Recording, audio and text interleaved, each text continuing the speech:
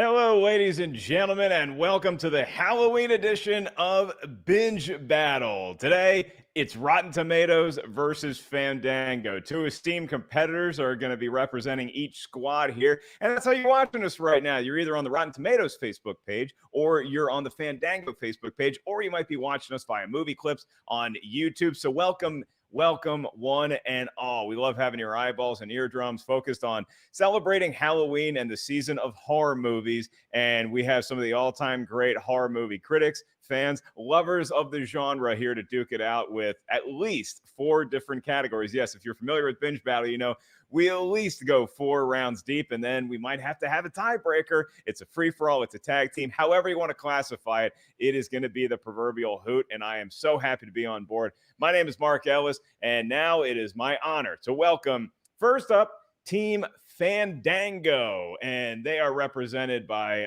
the one, the only managing editor of Fandango. He is Eric Davis, everyone. Eric, how are you doing today? Are you feeling ready to battle? I'm feeling ready. I have a good buddy of mine hanging out with me, bringing me lots of good luck and creepy vibes, and I'm ready to roll. All right, and your teammate today is one of my good friends, host, producer, actor extraordinaire, and you can check her out on the Something Scary podcast. And on Twitter, her current name right now, Markia McCarty. You want to give us what your name on Twitter is currently for the season? Yeah, it's Markia McCarty. I love it, and I'm so excited to have you on board. It's good to see your face again. I know you're local to where I am in Southern California. We were joking with Eric about how nice our weather is. So y'all are bi-coastal right now, but you're competing on behalf of Fandango. So remember, everybody, if you want to vote for Team Fandango in any of these rounds, you, the viewer, are going to determine who wins each round. So you want to vote for Team Fandango, you're going to be doing that with your heart. You're going to click that heart button, the love button, if you think that Markia, Eric, a combination of the two, made the better argument in each round. But boy, do they have a daunting task ahead of them, because over here on Team Rotten Tomatoes is, in my opinion, the greatest host in the history of movie talk. I ranked 5th in my own poll. She is also the senior producer at Collider, and another one of my dear friends joining us today, Perry Nemiroff from Long Island. Perry, how you doing? Every single time you say that, it still gets me. You deserve all the credit in the world. I learned from the best. I don't know who you're talking about, but I was just happy to steward the ship until you were ready to take the reins.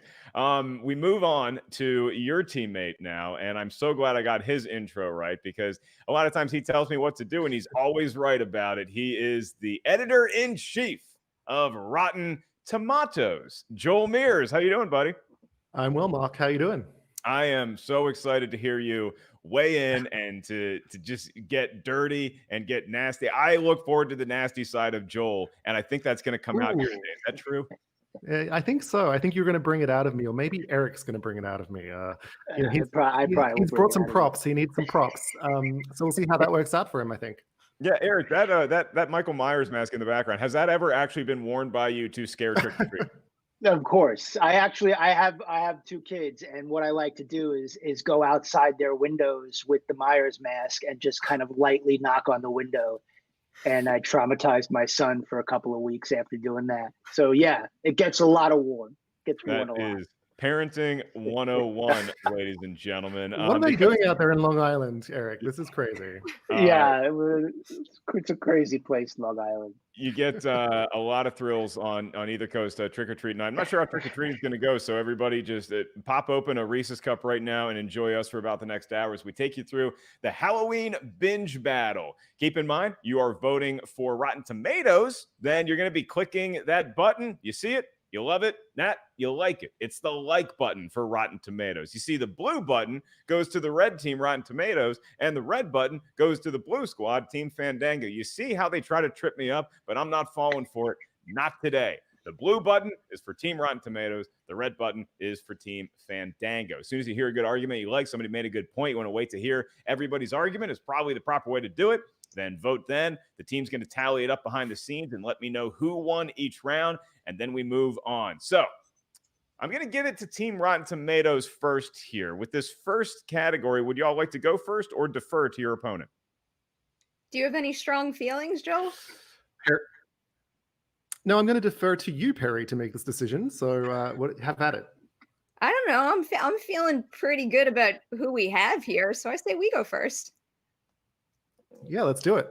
All right. Team Rotten Tomatoes is going to be on the clock. So here's how it's going to work. Either Perry, we'll give it to Perry, is going to have a minute to give her argument. Then we're going to bounce over to Team Fandango. They'll elect a team member to go first. We'll go back to Joel for a minute. We'll go back to Fandango for a minute. Then we're going to get some rebuttals. And then we're going to sort out who has the best argument in the category of, come on, we argue about this all the time. Who is the ultimate horror movie villain? Ultimate villain in any horror movie. Perry Nemiroff, a minute on the clock, and go.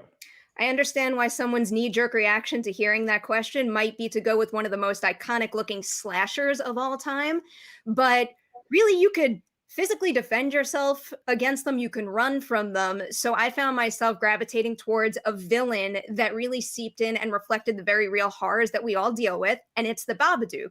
The Babadook is a character that literally embodies your deepest challenges and your demons. And really out there, who of all of you have not tried to bottle up all your anger and grief and just tuck it all away?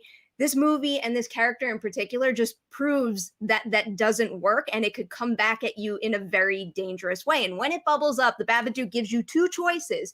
You could either submit, and in Amelia's case, that means killing her son, or you could fight it by acknowledging that it exists. The thing that makes the Babadook especially eerie and really stick with me, though, is that even if you do choose the latter and you choose to fight it, there's still no getting rid of it. The only solution to the Babadook is finding a way to maintain it. And the fact that all of that negativity is kind of just baggage that you carry around, and that also connects to just the truth of our existence, is deeply unsettling, which is why I think the Babadook is the ultimate horror villain. All right, there's that boxing bell, and that was a sterling minute presentation arguing for the Babadook. Well done, Perry. That's how you kick us off. So now we go to Team Fandango. Eric Marquia, who wants to go first and answer the bell from Perry? I have a question. Is it that we're putting forth our own argument, or we're also countering? You can feel free to do whatever you want with your minute. I would recommend putting forth your argument in the minute, and then for the 30-second rebuttal, that's when you can get into either Joel or Perry's or both characters with 30 seconds. But you got a minute on the clock. You might as well give us your argument first. Gotcha. All right. Eric, what are you feeling here, my dude? I say you go first. Okay, great. All right, Marquia, we are going to put a minute on the clock, and the floor is officially yours. Okay, so for me, I've chosen a real life ultimate horror villain, something that can't just be killed with the power of love, like it's a Sailor Moon episode, like you might have with some other villains that are going to be discussed. And mine is the secret government in Us. So with this, this is just chilling. Bone chilling to me, because this is a real life thing. We have governments, our own government, other governments that are doing things now that we have no idea about. We don't know if it's going to be something like an Us with like this mind control experiment that fails, and then there's this revolution that happens with these hapless victims that then rise up against all of us. And the thing of it is that in history itself, we've seen this. You cannot kill this type of evil. Like, for instance, like with like Nazi Germany, where it's like those doctors, they weren't all held responsible for their crimes. They then were hired by other governments in the world to then continue their, where it was like, their leaps in experimentation. Like, this doesn't go away. We only find this stuff out decades afterwards. And especially now with like 2020 and everything that we're finding out about ourselves and about government in general, this is absolutely horrifying. And I think this was so on the nose for Jordan Peele to do that. It resonates now, it resonates in the past, and it will resonate in the future. All right, Marquia, right at the minute mark, and that's elevated to the next level. If you want to get crazy, then we can get crazy as we throw it back to Joel Mears for his greatest horror movie villain. Who's the scariest one, Joel? You got a minute starting now. Well, I'm going really old school and throwing it back to 1960, Norman Bates, as played by Anthony Perkins in Psycho. It's the original slasher film. He's in many ways the original slasher. You don't get Michael, you don't get Jason, you don't get Ghostface or Randy or whoever did in that film without Norman Bates really doing it in the beginning. He's psychologically complex. He's unpredictable. He's human, which is incredibly scary because he's not just some sort of made up ghost, unstoppable force that again, Sailor Moon can be sort of get rid of them in the end. And he delivered not just some of the most iconic kills in all of horrordom, obviously The Shower, but some of the most in sort of memorable lines. We all go a little crazy. We all go a little mad sometimes. And we think about Psycho as the first film, but he actually was such an interesting character. He carried through to the 80s in some really actually decent sequels, and then was rich enough to be explored in Bates Motel, which is a really underrated and solid TV show. So Norman Bates, he's the king. Without him, you don't get the others. Okay, there's Joel coming in just under the gun. And now all I can think about is, did the government do experiments on the Bates family? Maybe that's why they went a little mad sometimes. So great arguments is all we get day in and day out around this place. And Eric Davis, your opening salvo, 1 minute on the clock. Best horror movie villain ever, go. He's sitting right behind me. I am going Michael Myers. I think that there is nothing scarier than pure evil, you know, the kind of evil that is unstoppable. With Myers, you may win the day, but you are bound to have a long multi-sequel battle with Michael Myers. And I just think there's nothing scarier than a masked, you know, psycho roaming around your quaint suburban neighborhood that can just pop into your house when the babysitter's over and just slash you up with a knife. He's mysterious. We don't know much about him, and that's what's great about him. But then we also yearn to know more about him, you know, and I love how he can drive a car and get gas and fill that up. Does he pay for it? We don't know. And that's great that we don't know that. But I think he makes a William Shatner mask look the scariest thing of all time. And Shatner's not even a scary guy. So I think that Michael Myers just paved the way for slashers. You know, I don't think Norman Bates really did. I think it was Myers and that 1978 Halloween film, which is known as the best horror movie that's ever been made. And there is a reason why, because it's Myers against the greatest heroine ever, and Laurie Strode. Myers, hands down, more memorable than your Babadook and your Norman Bates. It's Myers. That's who you want to dress up as for Halloween. That's whose mask I have behind me. Unforgettable. Michael Myers, ultimate horror villain. And now I can't stop thinking about whether Michael Myers would, if he pays for gas, does he pay in cash? What credit card company gave him a line of credit to just swipe if he just... This is what I'm saying. I want one scene where the guy comes out to try to get cash from him for filling up, and he's just like, butchers them somehow. But it is a question I always wonder. He drives long distances.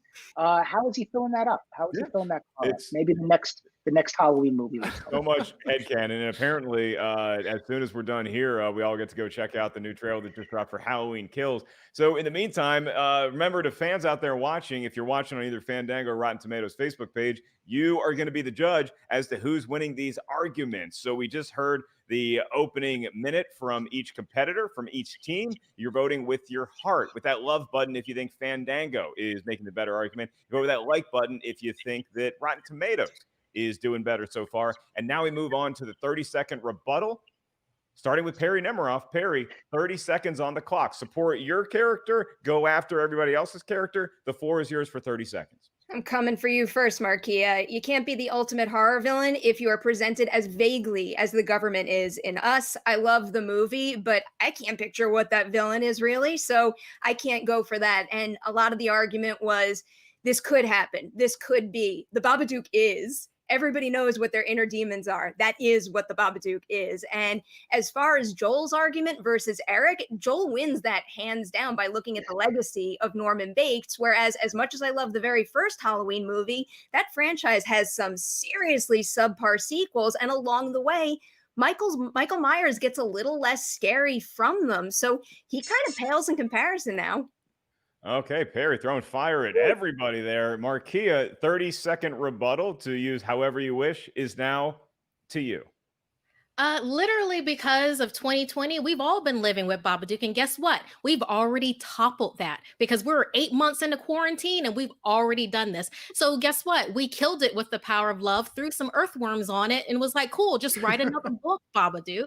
As for Norman Bates, are you kidding? Norman Bates versus Michael Myers? Not even. Michael Myers, like 2018 Halloween, like is at the top of the horror franchise. While even as Joel said, yeah, Norman Bates, the Bates Motel, underrated. I didn't even watch it because there was no point. He's a regular serial killer, while Michael Myers is a killing machine that can actually leave his mama's house. Wow. Okay, so Michael Myers taking over for Norman Bates, but now we are going to go to the arguer for Norman Bates, Joel Mears, for his 30-second rebuttal. Joel, it's all yours. I guess I want to know which Michael Myers we're talking about, right? Because don't they change his story every other movie? Like, can we not like retcon it when it gets inconvenient? This is not a scary man. As Perry said, so many sequels. There's a movie in which he changes his own mask style like 3 times. This is an inconsistent joke of a villain, really, besides the first movie. And Us, I mean, the true villain of Us isn't even the government. Don't they actually say in the film, the real villain is us? Isn't that what it's all about? So I don't even think that actually qualifies for this round. Okay, well, the government, I don't know if anybody feels weird having to be in a position to go after defend the government. It's a big day coming up next week for the government. Eric, you have the final say in round number 1, 30-second rebuttal, and then I'm going to kill about 10 seconds, and then we're going to have our decision. So, Eric, the last sway in round number 1 is yours. Yeah, I mean, I hate to offend the 10 people who saw the Babadook and the 3 people who actually understood the film, but you know, the Babadook is if you like nuance in your horror movies and a lot of, you know, and bad horror, the horror of parenting. Yeah, being a parent is scary, but it's not scarier than having Michael Myers and some mask knock down your door and try to stab you with some knife. That's a physical scary thing to happen to you. And Norman Bates is creepy. He's not scary. He's not the ultimate horror villain. He's just like a creepy dude who's like staying at some like random motel. Like if you stop at his motel, he's running that hotel. That's he's running. So he's a creepy boss of a rundown Your guy can drive hotel. a car. My guy can run a whole business. Like let's be done with this. Run it into the ground. And there's a reason why they've made so many Halloween movies. It's because everybody loves Michael Myers. They want to continue to see his story play out.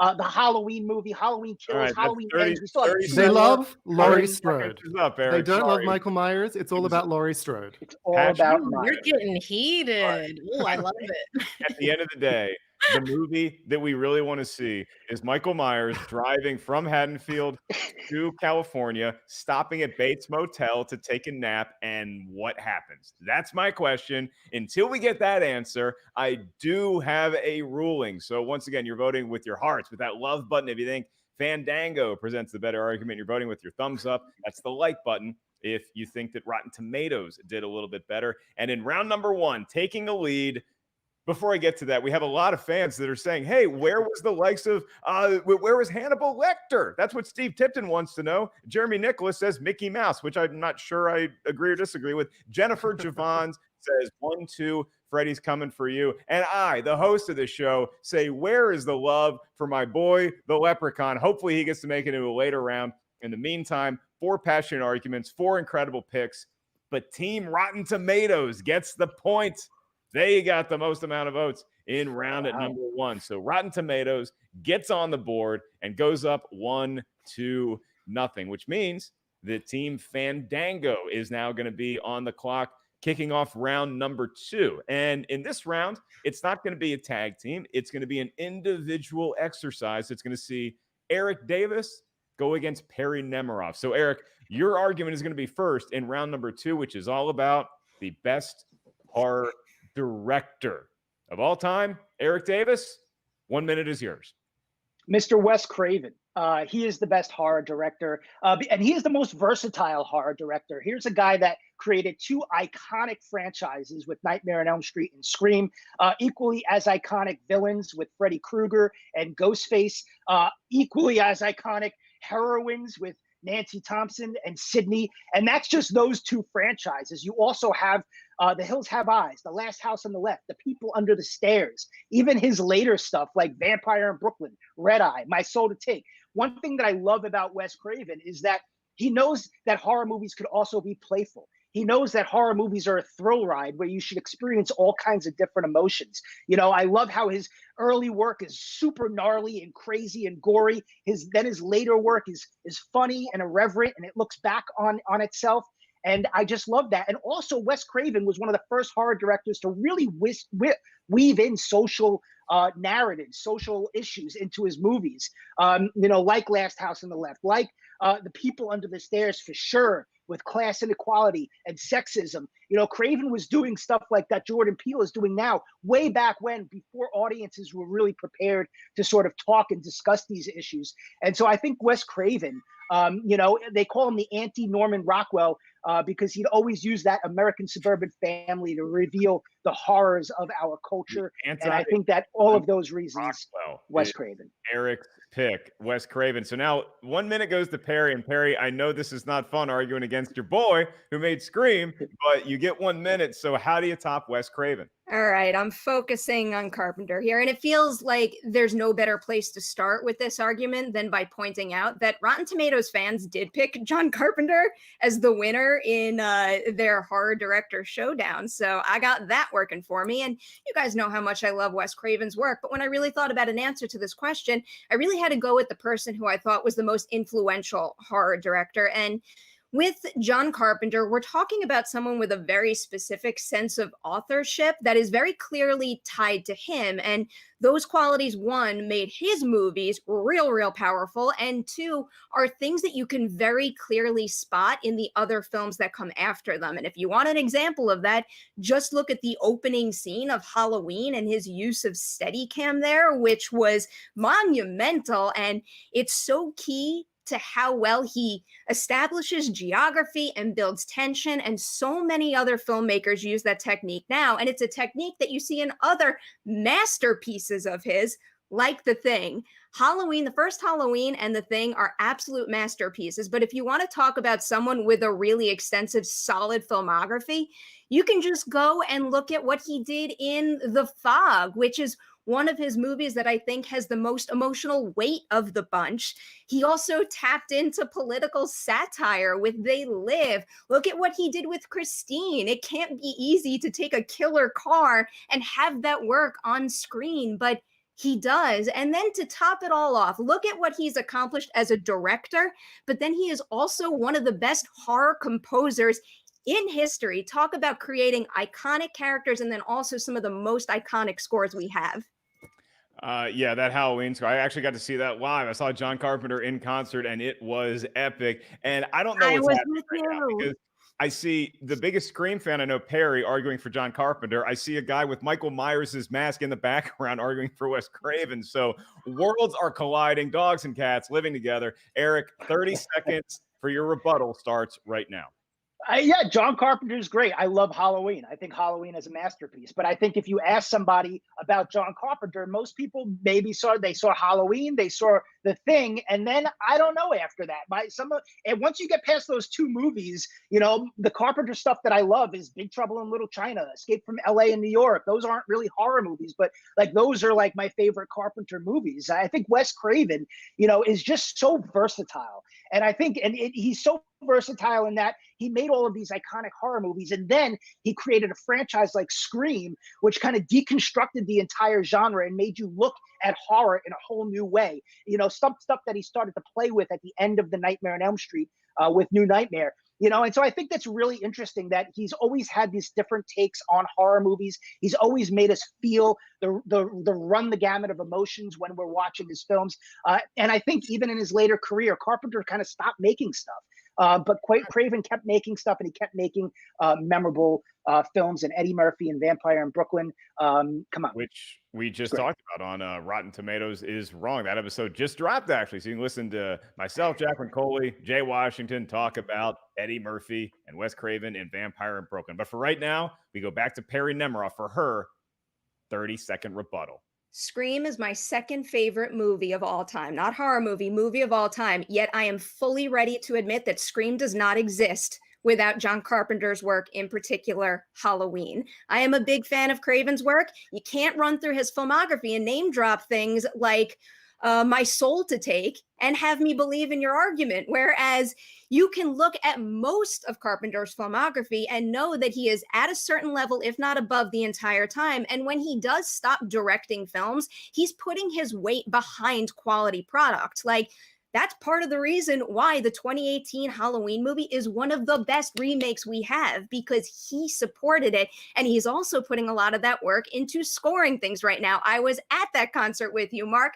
Carpenter is a person who leans into his passion. And if that's his passion right now, I'm all for it. You had to see people in that audience. I think that event is proof that so many out there have seen the large majority of Carpenter's work, because no matter the theme that came on any of the movies I just named, you've got Christine he played, you've got music from The Thing he played, all of that, everybody lit up in that crowd. Everyone knows his work, and his work always has a certain level of quality, if not higher. Yeah, I didn't want to show favoritism, but yes, Perry was at that concert as well. It was a good gang that night. But when you're talking about these arguments, it's so hard to disseminate. And I know firsthand, because on the Rotten Tomatoes show Versus, they let me have John Carpenter versus Wes Craven. You can catch right now. I'm not going to give away the answer for who won that day, but in the words of Tatum from Scream, we're talking about that Wes Carpenter guy. And so we're getting the votes in. Remember, you're voting with your likes. You're voting with that thumbs up if you think Perry made the better argument. You're voting with your hearts, with your love button if you think Eric made the better argument. And they're both legendary filmmakers. We would not be having this debate today if not for Wes Craven and John Carpenter. Huge shout out to Wes Craven for the comedy that he was able to put the wink and the nods in his movies, and a big prop to John Carpenter for getting John Bon Jovi in a vampire movie. You're going to love either one. Doesn't matter who you take. And I'm getting word right now that, okay, so let's look at some of these comments. Edward Harrell is saying that M. Night Shyamalan is not getting enough love. Okay, that's a good take right there. I'm seeing a lot of people say Wes Craven, and then the John Carpenter contingent weighs in as well. So this is pretty. David Taylor says Carpenter is a more groundbreaking director than Craven. So it's really touch and go here. And the final choice, now I have confirmation, is for Fandango. Team Fandango got the point, and we're all tied up at 1-1. So Eric Davis is director of Wes Craven, just edging out Perry Nemiroff with John Carpenter. So I'm not happy Eric won, but I'm happy Wes Craven won. Yeah, Perry, I imagine this is somewhat of a celebration for you and Dewey as well. We now go to a third topic that is going to get heated, both with Joel and Markia going at each other, but also in the comment section. So look, we got to put our critical eye on some things. And so this category is all about the most overrated horror film.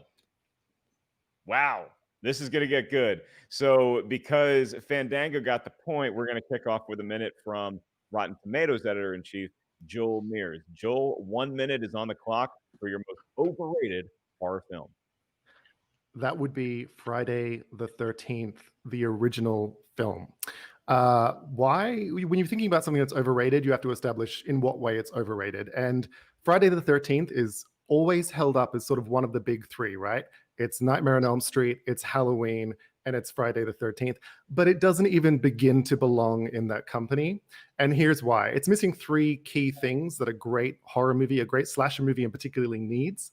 One is a villain, like a decent villain. There's a villain, the mother at the end. Yeah, she like screams her head off and sort of gets a bit hysterical. And it's a good performance from Betsy Page. But the actual villain of that franchise doesn't even really appear other than to drown and be a bit useless. So there's no menacing presence in the film. You also need a great protagonist or final girl. Friday the 13th doesn't have that. Name her. I'll wait.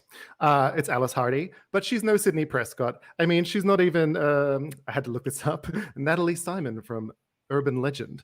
She's kind of very subpar. There's no presence there. It's also missing that big thing that you need in a horror movie, which is scariness. This is not a scary film. It's a good poster with a decent soundtrack that came out, and for some reason people liked it, mostly because of the name. Okay, Friday the 13th, going all the way back to ancient Christianity for that sort of cursed day. More on that later, or that'll be after show with Bible study. But in the meantime, we go to Markia McCarty for her 1 minute rebuttal. Markia, what is the most overrated horror film of all time? Okay, well, I'm going to save for mine, and then I'll save my rebuttal for the 30 seconds against that blasphemy that was Friday the 13th.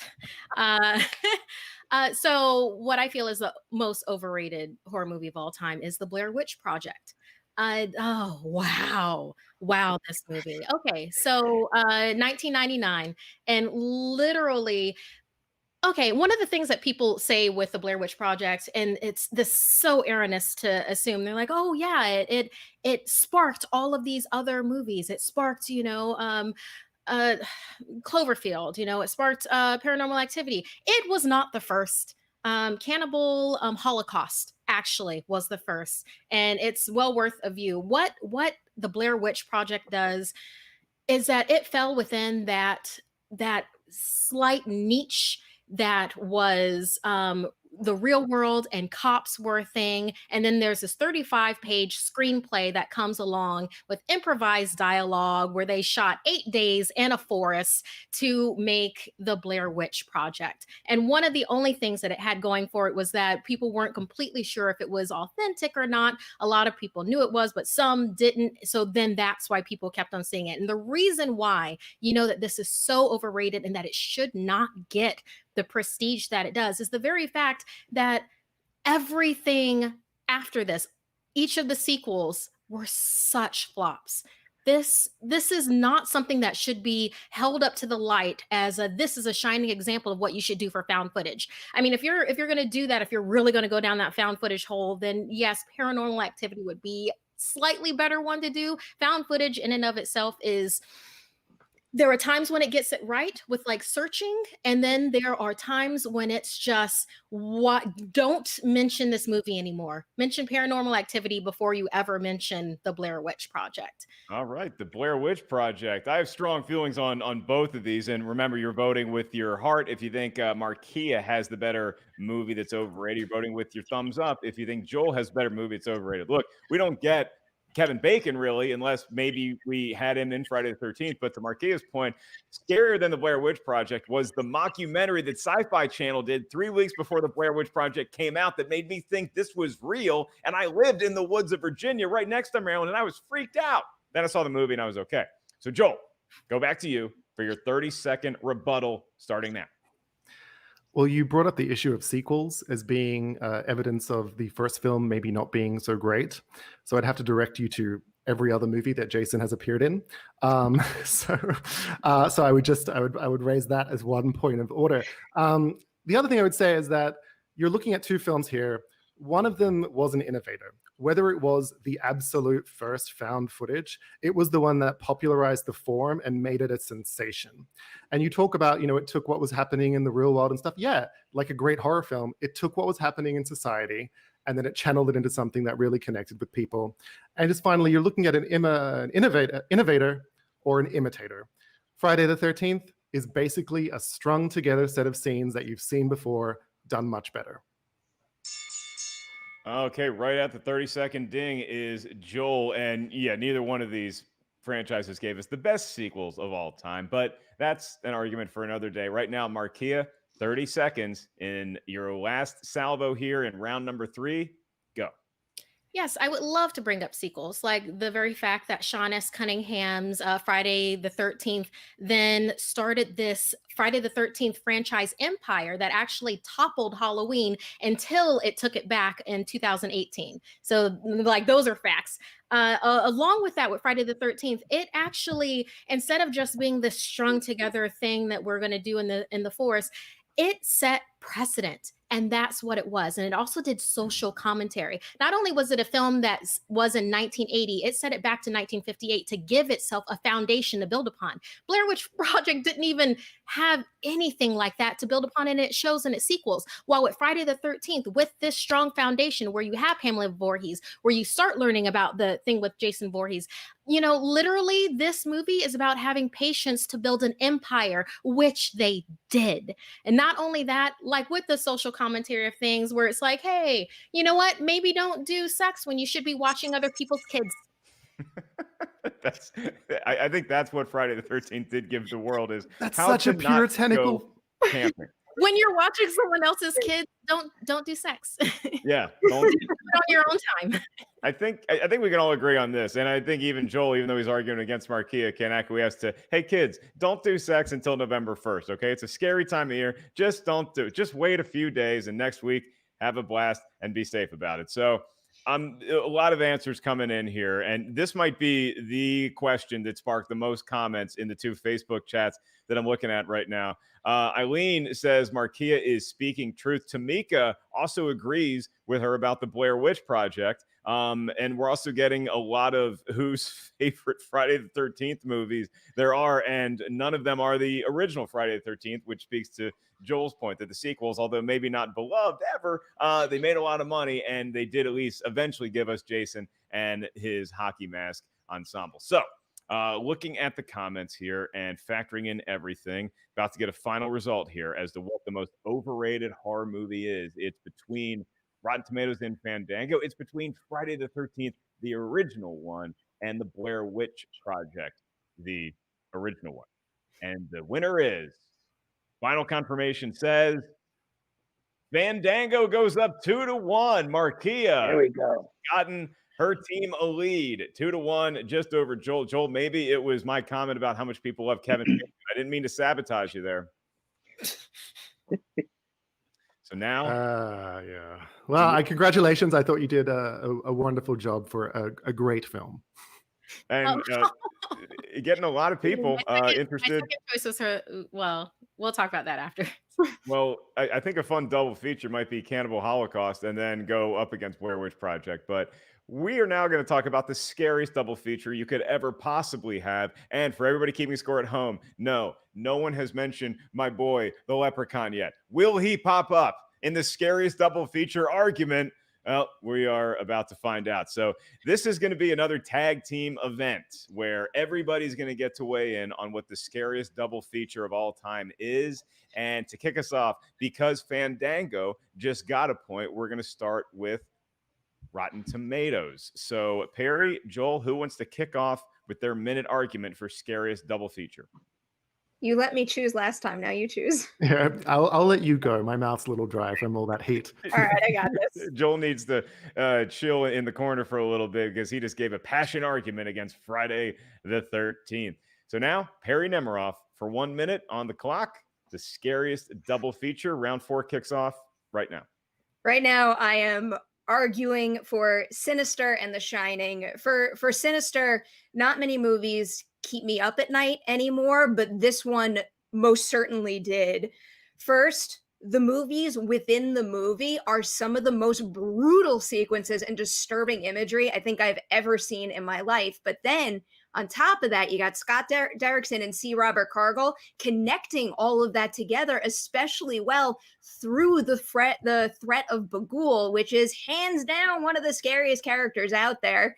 I mean, really, can some of you out there honestly tell me after seeing Sinister for the first time, you didn't go home and Google, is Bagul from Sinister real? Seriously, go and Google it and just type in like the first like couple of letters and I guarantee you it will autofill that.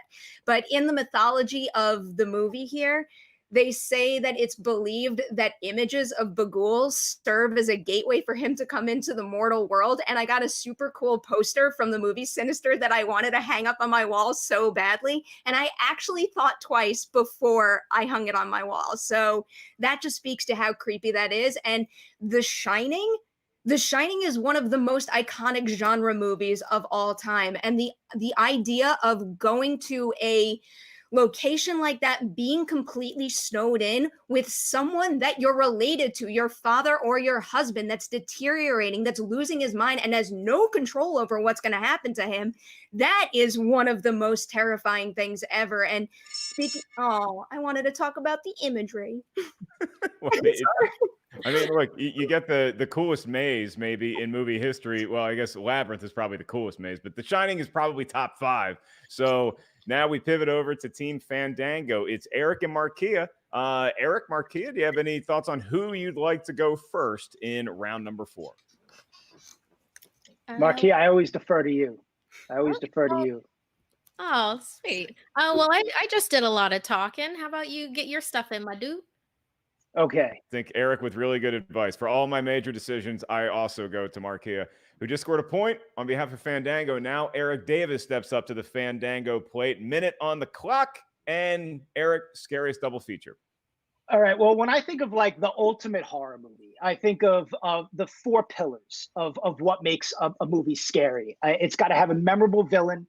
It's got to have a memorable hero or heroine. It's got to have memorable music, and it has to have a premise that scares you to your core. And so for me, I go Halloween, and I'm going to double up with the recent version of Halloween because they kind of follow each other. And the reason why I think Halloween has everything. It has your memorable villain. It's got Michael Myers. It's got the most memorable heroine of all time, and Laurie Strode. It's got that music that you can't get out of your head. The music is a character in and of itself. And it's got a premise that just scares you to your core, or just a masked stranger roaming around your small town neighborhood. And I think that the 1978 original Halloween, but then you have all the way to 2018 and all of these years and still the same story. They evolved it. They took Laurie Strode and they created a new version of that character and spoke to themes of trauma and how you overcome that when you have a family and you're trying to keep them together. And I thought that, for a film that follows so many years later, I just thought the two of them are really great to pair together. And I think that it's the ultimate horror movie and the scariest, in my opinion. Okay. Eric Davis, minute is done. So now, Eric, we're going to go from you with putting all your eggs in the proverbial Halloween trick-or-treat bag. We're going to pivot back over to Joel. Joel, if you got a sip of water and you're ready to get going, then it is now 1 minute to you for your scariest double feature. And Joel has left the building, ladies and gentlemen. No. So Joel we scared the editor-in-chief of Rotten Tomatoes to the point where he had to take 5 and get the hell out of there. Look, I understand it. We're talking about a lot of scary stuff right now. Maybe Joel was thinking back to his days camping in Australia. Maybe he was thinking about going door to door and trick-or-treating. But regardless of that, while we wait for Joel to get back, Markia, I hate to put you on the spot right now, but to keep a smooth show flowing, do you feel ready to step up with your 1 minute scariest double feature? Oh, yeah, definitely. All right, then, ladies and gentlemen, you know what, Marquis? I'm going to give you 65 seconds, starting now.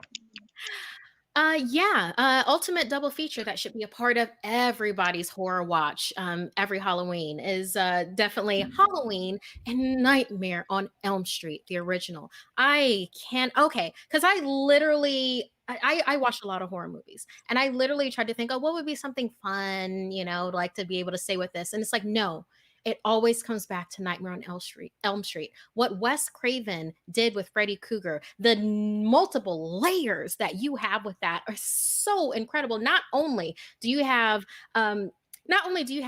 kids that have to take on the sins of the parents. Not only do you have that, not only do you have the layers of murder, justifiable murder and vengeful spirits coming back, you have Freddy Krueger coming in as this, it's like this mythic beast that you cannot fall asleep. The one thing that we allow ourselves as humans when we're not dealing with insomnia, it's like you can't do that. And put that together with everything that Wes Craven did with that, everything from the steak knives into the gloves to like hooking his actor up to a car battery just so like things can spark, to Tina Gray's iconic killing, where she's flopping on the walls and then falling dead on the bed. I mean, all of this, it stands the test of time, just like Halloween. And then, yes, like what Eric was saying with Halloween 2018, stands the test of time. These are iconic, decades worthy of horror that are on this like very, very stable foundation. When I think Sinister, I'm like, hey, you know, this is really cool, but I wish the hero wasn't so dumb, you know, in that. I mean, Nancy Thompson was smart and she did what she could, what she had to do. Freddy keeps on coming, and then also with Sinister, it's just like, oh, just too many jump scares. Okay, rain, lash windows. It's like I've seen these before, and I've seen these done better. I appreciate having them all in one movie, but it's standing on the shoulders of giants. And then with The Shining, which Shining are we talking about? I assume the original. All right, that's 65 seconds. And Marquia and Perry were both so excited to talk about The Shining for very different reasons. But they got so excited talking about the other movie. So Marquia, giving us a little Carpenter Craven, harkening back to a previous round. So Joel, we're getting word that you are now back in the ring. Can you confirm, was it either a black cat that ran right in front of you? Was it something going bump in the closet? What scared you so much that you had to take 5? It was Sinister, a perfect film to watch with The Shining, of course. No, I was getting some unfriended action over here, I think, on my screen. It was. I apologize. That was not an attempt to psych people out. That is just the terrible internet connection on the Upper West Side of Manhattan today. Okay. So I apologize. Okay. I'm going to talk about The Shining, right? You, Joel, are here to talk about your scariest double feature. So whatever the double feature is, and hopefully within the next minute, Amazon will not come back to the door for another package. So I'm Team Rotten Tomatoes, and I do think a perfect horror double feature is The Shining and Sinister. And there's 2 reasons why. I'll get to The Shining in a second, but you want your old and your new. You want your foundational, you want your classic, you want your groundbreaking, you want possibly the greatest film ever made, let alone the greatest horror film ever made. And then you want something new. You want to see where the genre has actually come to. You want something fresh to see where it's progressed, and something that's actually truly terrifying. There was actually a study released this week where Sinister, they hooked people's arms up to see their blood pressure during watching horror films, and Sinister was by far the movie that raised people's blood pressure more than any other. I could be making it up, fake news, who knows, but I'm not. It was in a press release that came into my inbox. But The Shining is literally the meeting of 2 of the greatest creative minds ever to walk the earth. You've got Stanley Kubrick, possibly the greatest filmmaker ever born, and Stephen King. They were not necessarily a marriage made in heaven in terms of it being sort of pleasant, but what they produced was a landmark film. It's not just phenomenal in all the ways that we can go on about, but it's actually the best of multiple horror subgenres. So when you think about it, the last stretch of The Shining is like the best slasher movie ever made, right? The entire film is the greatest psychological thriller ever produced.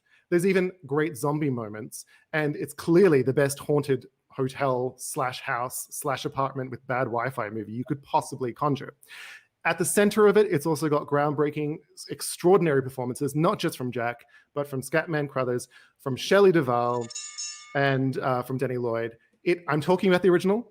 I'm not talking about the miniseries, and I'm not talking about Dr. Sleep. That's your minute, Joel. That was great, and we actually got some love in The Shining there. And to Joel's point, I'll help him clarify. We're not talking about that TV miniseries with Steven Weber from the hit sitcom Wings. We're talking about the original Shining from Stanley Kubrick's genius mind, based off of Stephen King's genius novel. So, all right, folks, it's down to the 30-minute rebuttal round. Each competitor is going to get 30 seconds to talk about why their double feature is the scariest. And after that, we're going to sort out based on your votes. So if you think Team Rotten Tomatoes is making the better argument, that would be Perry and Joel, then you're going to be clicking that thumbs up, the like button. If you think that Marquia and Eric, Team Fandango, have what it takes to scare you the most, then you're going to be clicking the heart, the love button. So, Perry, we go back to you for 30 seconds. You may rebut however you like. Talk more about your movies, talk some junk against what Marquia and Eric are putting out there. The 30 seconds is all yours, starting now. I think we're losing focus here, that this double feature is for the ultimate scary movies. You can't really include Nightmare on Elm Street in that because those movies aren't scary. the concept is scary, and then that franchise turned into a horror comedy franchise. So that is out of here entirely. And the sad truth about Halloween is nowadays, if you want to recommend a double feature to younger moviegoers out there, that movie is gonna feel slow and it's gonna drag. Whereas the pacing in something like The Shining still is just sky high, and it sucks you into that hotel in a heartbeat. And going back to the imagery I was trying to point out before, those visuals are seared into my brain from seeing it as a kid. And that's a movie that stands the test of time, holds up especially well now to this day. Okay, Perry, convincing argument. The concept of Freddy Krueger, pretty horrifying. And that's also for me being a comedian, because of all the scary horror movie villains, he's the one I would least like to follow on stage, because Freddy is hilarious. But that's a point for another round. In the meantime, we pivot to Eric Davis for his 30-second rebuttal. Eric, you got 30 seconds on the clock, beginning now. And Eric, I think you might have muted yourself. We're going to... I think his microphone. What's I think going his on? microphone is still his AirPod Wow. Now. This feels okay, because Joel had to take 5, and now Eric is going to take 5 for some tech stuff. So, Markia, I hate to once again put you into the ring when you're not fully prepared and ready to go, but you did great last time. So 30 seconds are now going to be yours if you're ready. Yeah. Let's do it. All right, let's do it. You're on the clock starting now. Perry, I'm saddened and disheartened that you don't feel like today's horror watchers can appreciate these foundations that everything is built on. Like the iconic moments in Nightmare on Elm Street, yes, made in 1984, holding up today. I'm talking Glenn's death, where Freddy Krueger's talons, well, we'll call them talons, like come through the bed when he's just fallen to sleep. And like just talking about the bedroom walls, talking about the weapon construction. With this, you're talking about a society that still embraces Doctor Who, embraces classic Doctor Who. And now, because we love seeing where it comes from, we love seeing how it is, and we love seeing the things that other people, standing on the shoulders of giants. As far as The Shining is, Stephen King hates The Shining. So I just needed to say that, Joel. That's like one of his top things that he hates that was made. Yes, it's a very good film, but for like a dual feature for Halloween, you do Halloween and you do Nightmare on Elm Street, because that's where you start. And then you do all the other things that stood on the shoulders of these giants. Okay, so a very convincing argument. And yes, Stephen King, not a fan of Stanley Kubrick's picture for whatever reasons he may have had. Before we go to maybe Joel, I just want to check in with Eric. Eric, how's your audio situation? Is there still a Ghost in the Machine starring Ice Cube? I believe there is still a ghost in Eric's machine. Eric, you better look out. There might be a creature named Larry from a movie that has just been released in theaters and soon to be on Fandango now, right behind your computer. So while Eric works on his technical difficulties, Marquis is doing a fantastic job of carrying the squad. But now we're going to go back to Joel for his 30-second rebuttal. So Joel, this is the last chance the team Rotten Tomatoes is going to get to stump for their double feature. And that 30 seconds for you starts right now. Pressure, pressure, pressure. What they're recommending is a film class. They want you to have a night where you're studying, not when you're scared. They're saying go back and study the films, the shoulders, etc. We're trying to give you a night where you get shaken and where you're entertained. And you want to talk about iconic images, a couple of blood on the wall and the Glenn getting in the bed. I raise you an elevator full of blood, red rum, give me the bat, all work and no play makes Jack a dull boy. Here's Johnny, the maze. I could go on, but I'm actually going to stop. Okay. I'm seeing so many great gifts on both chats right now. I'm seeing a lot of Freddie. I'm seeing a lot of Michael, and that Jack Torrance one of him just giving that classic Jack Nicholson smile. So, Eric, how's your audio situation? Okay, we're still getting nothing but apologies from Eric, but that's okay, because you know what, Eric? Michael Myers was a man of few words as well, but he certainly made his point over a variety of movies. So if Eric can't do the 30 seconds, then Marquia, guess who gets to step back into the spotlight for 30 more seconds? It is all yours, Marquia McCarty for Eric Davis, starting right now. Okay. A number of really amazing reasons why Halloween should definitely be part of your double feature with Nightmare on Elm Street, which is already there, because that's one of those things that just say with Halloween, yes, we're talking about foundations, but this isn't a film studies class. How weird to say that this is part of our history. This is our horror zeitgeist. That's what this is. With Halloween, you have Mike Myers, and it's not just a dumb stalker or someone who's like from Norman Bates Hotel or something like that. This is someone that had to happen for everything else to happen. Like, this is what we were talking about before with John Carpenter's Halloween. You get that, plus you get Wes Craven. This is what this entire argument has been based upon. When it's Wes Craven versus John Carpenter, but you get both. I'm sorry. Wait. Yes. Wait. You're back, Eric. Oh, ladies and gentlemen, Eric Davis coming back.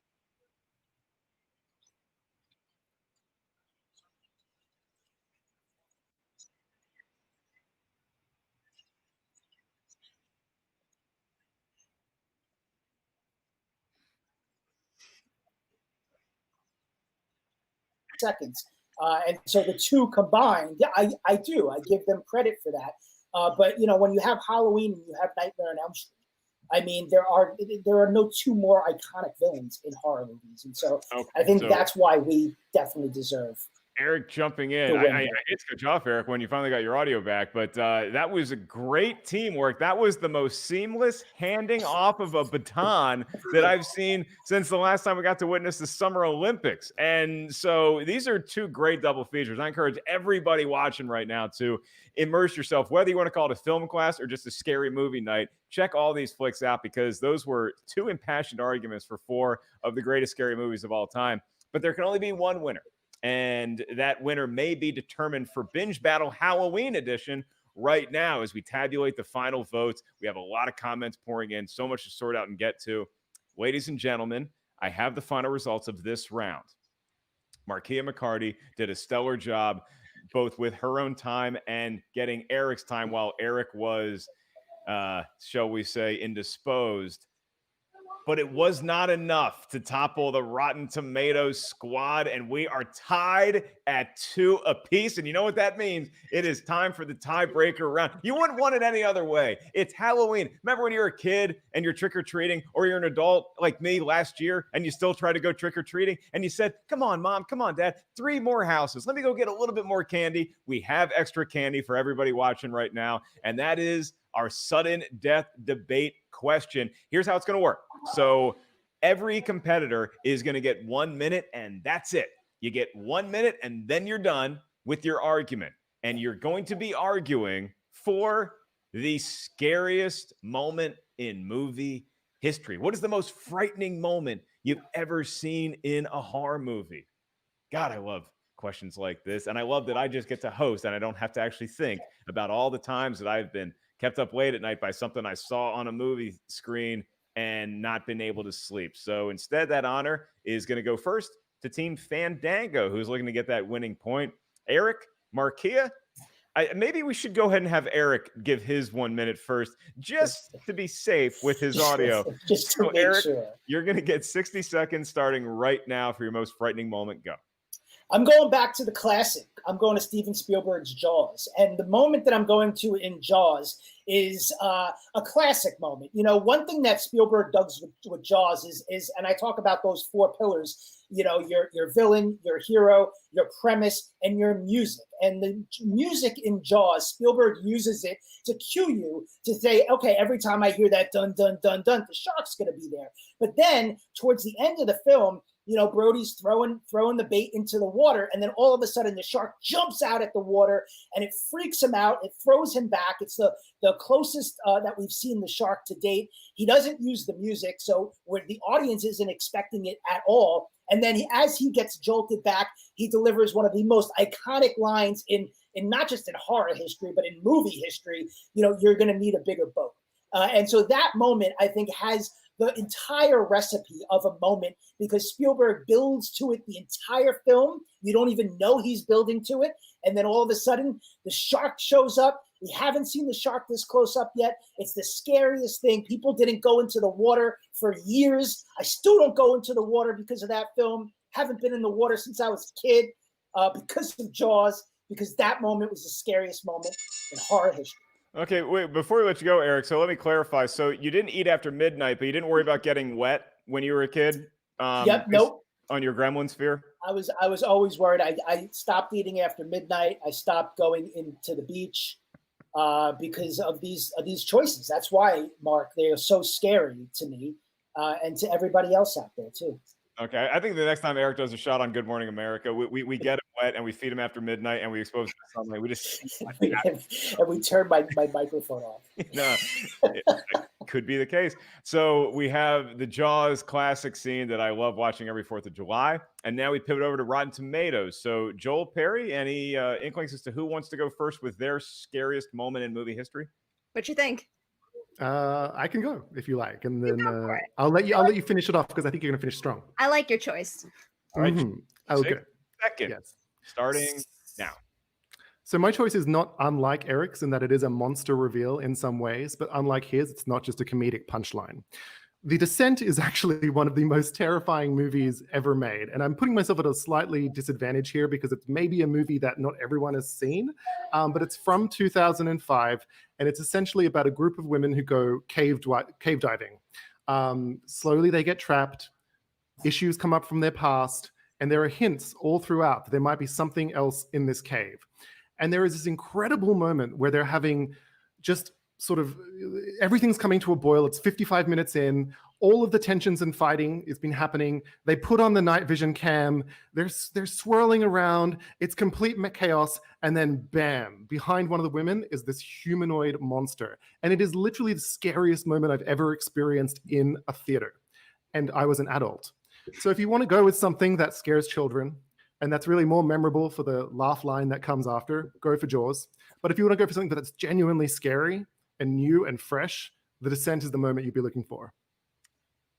All right, The Descent. Joel, getting me inspired to go watch that movie again and taking on Eric Davis with his Jaws moment. So now we're going to pivot back to Markia. So Markia, we have two pretty great moments already with Jaws and The Descent, and I cannot wait for you to add to the party with your 60 seconds starting right now.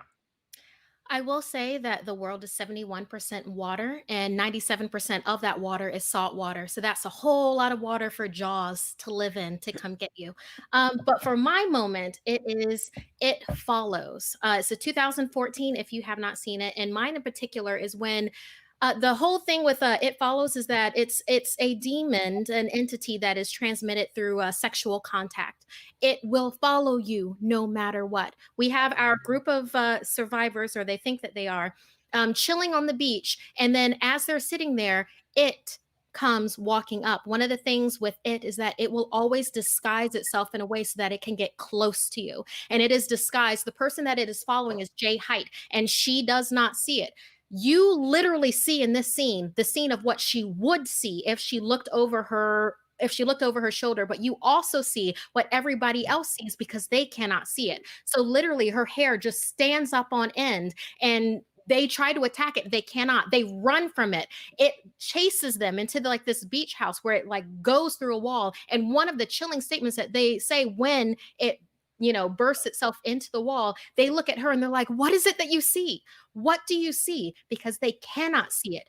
It keeps on changing its form to keep on messing with her. And she runs. You cannot sleep. You cannot rest. It will always follow. And that scene on that beach gets me in ways that I cannot even totally articulate right now. It's not only do you have to trust who you sleep with and everybody else that they slept with before, but it's also that it will never stop and it will always come. Yeah, that's so what I was saying to kids about just waiting until November 1st. You maybe just want to watch It Follows and just never worry about it. Just enter the priesthood or be a nun. It's not worth it. Trust me. If you see It Follows, you're going to feel the same way that Markia does, especially that scene. I found myself just focusing because we were running that scene as you were talking about it. And I was just I forgot how good this scene is. So that is a great entry into the most frightening moment in movie history. And now Perry Nemiroff steps up to the plate. She adjusts the batting gloves.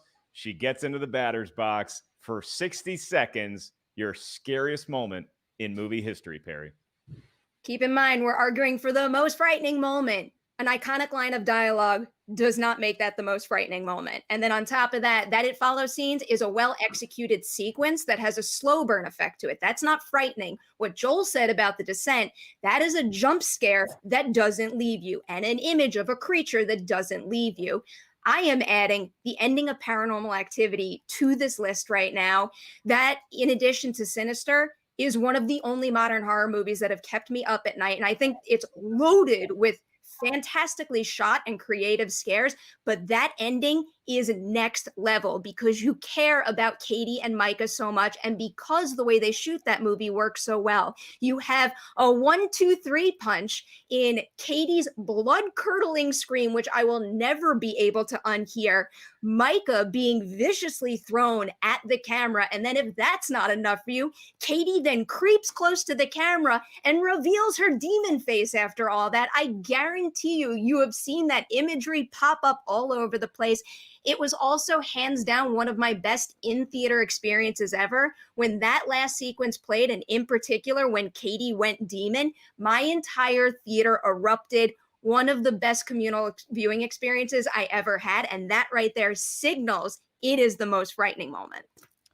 All right. 4 great arguments for 4 of the most frightening moments in movie history. And it's times like these when I'm so happy that I am simply just here pounding the gavel. We have a jury of amazing fans and commenters out there watching on either Facebook platform. You could be watching on Fandango, Rotten Tomatoes. And if you're joining us via YouTube, thank you to everybody checking us out on Movie Clips. By the way, fun fact, so for the best hard director argument, apparently a lot of folks on YouTube watching us via Movie Clips were saying James Wan is the guy. Why is nobody saying James Wan? So certainly a lot of votes for Mr. Wan on YouTube, but right now we're relying on Facebook likes and Facebook loves to get those results for who wins the tie-breaking round. Get those last votes in if it's Team Rotten Tomatoes that you favor, if you think that Perry and Joel are correct with either The Descent, or if you're talking about Perry's argument of Paranormal Activity, you're going to click that thumbs up. You're going to click that like button. If you think that Eric and Markia had the stronger, scariest moments, It Follows and Jaws, you're going to hit that love button. That's the heart. And as we wait for our final tally to come in, it's about ready. And I can declare that nobody wants to talk about the Leprechaun, not even as the funniest horror movie villain. Mark. Who's funnier? Let's go around the horn really quick. Who's funnier? Is it the Leprechaun or is it Freddy? Chucky. That might be the right answer. Yeah. Chucky It's not Paranormal Activity. It's Chucky. Yeah. Sorry, Chucky is Mark, Pretty what is good. your favorite Leprechaun moment? my favorite Leprechaun moment. It's got to be in Leprechaun 4 when Leprechaun so he was into Hood and then he went to outer space. And in outer space, there's a scene, not only is there a great Star Wars reference, there's also a scene where somehow the Leprechaun can travel via somebody relieving themselves into somebody else's body. You can, yes, folks, I'm not making this up. If you go in outer space, apparently you can pee on someone, and that's how Leprechaun got into somebody else and can possess people. So Leprechaun has a lot of tools in his magical Irish belt. And so all I'm saying is that I know you want to hang out with him, keep him on your TV. You don't want to hang out with Leprechaun in day-to-day life. Maybe he's got a pot of gold. It's probably just that cheap chocolate that's in the tinfoil that's not real gold. Anyway, I digress. I was hoping to get more Leprechaun love, but wow, y'all did a great job. Fandango and Rotten Tomatoes teaming up and then going at one another to give us maybe the most thrilling and certainly scariest binge battle we've ever had. And it is now my honor to declare the winner of the Halloween edition of Binge Battle, favoring Markia McCarty and Eric Davis. Team Fandango. They got the win for the scariest moment. Maybe it was It Follows, maybe it's Jaws, but Markia and Eric, between your two movie most frightening moments, you're basically telling folks, hey, you can never go in the water again, and you can never sleep with anyone again. So what is there to do? What's more frightening than that? That's what I'm saying. It's you can't have sex, you can't go in the water, you can't go to the beach, you can't do anything. Yeah, I just want people to know I'm extremely sex positive, by the way. So that's why these moments are very terrifying for me. Well, it is a Huge win for Team Fandango. I also want to thank Team Rotten Tomatoes for sterling arguments in each and every round. And before we get out of here, I do want to make sure everybody out there watching right now can figure out where they can follow y'all, because I'm sure they love your personalities and they want to get to know you a little bit better. So not in an it follows kind of way, but Perry, where can everybody on social media check you out? We'll start with you. I am on Twitter and Instagram at pnemiroff. At P. Nemiroff, and give our best to Deputy Dewey, the Always. adorable kitty. Joel Mears, where can all the gang check you out? Just on Twitter at Joel Mears. And congratulations, guys. You really did put up a great fight. You smashed us. So well done. And Eric Davis, where can all the kids check out your stuff? You could follow me on Twitter as well, at Eric with a K Davis. And I would also like to say that I think Joel and Perry are two of the biggest horror aficionados that I know. And so to defeat them is something that rub it in, Eric. I'm going to have to, goes on the resume, has to go on the resume. To defeat them, to beat them. That should make you feel good, Joel and Perry, that, you know, Eric and Markia are bowing to worthy competitors. Markia, where can everybody find you and your very scary Twitter handle? Yeah, you can find me on Twitter and Instagram at Markia McCarty, and the way that you spell it is probably below me somewhere. And then if you're really into like horror and like spooky season stuff, check out youtube.com/snarled. We do animated horror episodes every week. And I just, and I do, and where podcasts are found, look for Something Scary, the Something Scary podcast, because I narrate more. I do want to say, all of this just revitalizes the love of horror. I mean, it's not just October. Horror is life, as we've said with all of the different arguments that we've had with this, and how it's like social commentary along with jump scares and like all these levels. I've thoroughly enjoyed this, like, so much. Thank you, all of you, for like this bit of joy in 2020. So much fun to have that brief moment of escapism and fun. And I want to thank everybody behind the scenes of both Rotten Tomatoes and Fandango for making this engine go. It takes a lot of moving parts to make this production so smooth. They make my job very easy. So thank you to our incredible hardworking tech team and everybody voting. Thank you, everybody. I hope you continue that voting trend into next week. And we loved having you share your thoughts on some of the scariest moments, directors, creators, franchises in movie history. Before we let you go, I will remind everybody to check out RottenTomatoes.com. That's a great hub for a lot of stuff going on streaming right now. Fandango now has a lot of great options for your scary movie cravings that are going to be going on this weekend. And you can check out the Rotten Tomatoes Is Wrong podcast, hosted by Jacqueline Coley and some idiot that's talking right now. We're talking about some scary movies. We had Hocus Pocus, we had Vampire in Brooklyn, and I can't give away what next week's episode is just yet, but you're going to want to listen. So on behalf of the incredible panelists, the hardworking team, and all you fans out there watching movie clips, Fandango, Rotten Tomatoes,